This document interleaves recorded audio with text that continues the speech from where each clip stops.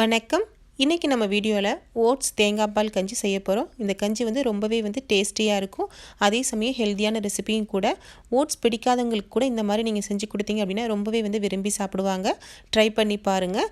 இதை எப்படி பண்ணலாங்கிறத வாங்க வீடியோக்குள்ளே போய் பார்க்கலாம். நம்ம இன்றைக்கி கஞ்சி பண்ணுறதுக்காக 1 கப் அளவுக்கு ஸ்டீல் கட்ஸ் ஓட்ஸ் நம்ம எடுத்துக்கலாம். இதை எந்த பாத்திரத்தில் நீங்கள் செய்கிறீங்களோ அதில் தான் நம்ம பாத்திரத்தில் நம்ம சேர்த்துக்குவோம். இது கூடவே இன்றைக்கி நான் 1 டீஸ்பூன் அளவுக்கு ஜீரகம், 1 டேபிள் ஸ்பூன் அளவுக்கு வெந்தயத்தை நம்ம சேர்த்துக்கலாம்.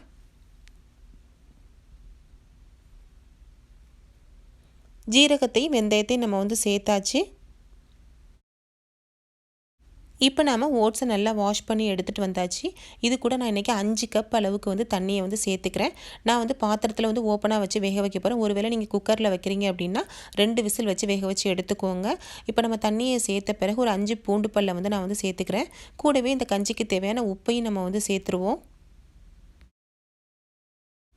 1/2 டீஸ்பூன் அளவுக்கு மஞ்சள் தூளை நம்ம சேர்த்து இது கூட கலந்துக்கலாம்.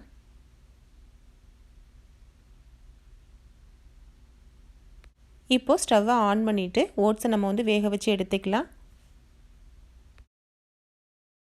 ஓட்ஸ் ரெடி ஆகிறதுக்குள்ளே அதுக்கு தேவையான தேங்காய் பாலை நம்ம ரெடி பண்ணிக்கலாம். இன்றைக்கி 1/2 மூடி அளவுக்கு தேங்காவை எடுத்து நம்ம மிக்ஸி ஜாரில் நம்ம சேர்த்து நல்லா நைஸாக அரைச்சிட்டு தேங்காய் பாலை ரெடி பண்ணிக்குவோம். நான் இன்றைக்கி 1 கப் அளவுக்கு தேங்காய் பாலை எடுத்து வச்சுருக்கேன். தேங்காய் பால் எடுக்கிறதுக்கு நம்ம தேங்காவை அரைக்கிறப்ப நீங்கள் கொஞ்சம் ஹாட் வாட்டரை நம்ம சேர்த்து நம்ம அரைச்சிட்டு நம்ம புளிஞ்சோம் அப்படின்னா நல்லா திக்கான தேங்காய் பாலாக நமக்கு கிடைக்கும். இப்போ 1 கப் அளவுக்கு நம்ம தேங்காய் பாலை எடுத்து வச்சாச்சு.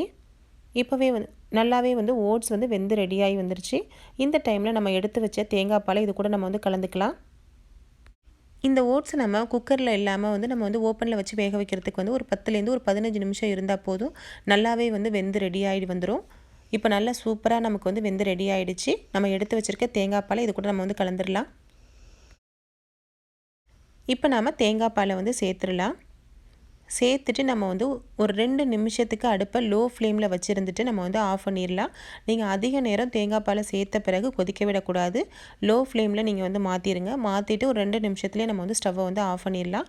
நமக்கு சூப்பராக தேங்காய் பால் கஞ்சி ரெடியாகி வந்துடும். ஒருவேளை உங்களுக்கு கஞ்சி இன்னும் கொஞ்சம் தண்ணியாக இருக்கணும்னு நினச்சிங்கன்னா இது கூட நம்ம ஹாட் வாட்டரை கூட சேர்த்து கலந்துக்கலாம். இப்போ சூப்பராக ஹெல்த்தியான ஓட்ஸ் தேங்காய் பால் கஞ்சி ரெடி பண்ணியாச்சு. ஃப்ரெண்ட்ஸ், உங்களுக்கு இந்த வீடியோ பிடிச்சிருந்துச்சுன்னா லைக் பண்ணுங்கள். உங்கள் நண்பர்களுக்கெல்லாம் ஷேர் பண்ணுங்கள். கூடவே நம்ம சேனலை மறக்காமல் சப்ஸ்கிரைப் பண்ணுங்கள். தேங்க்யூ.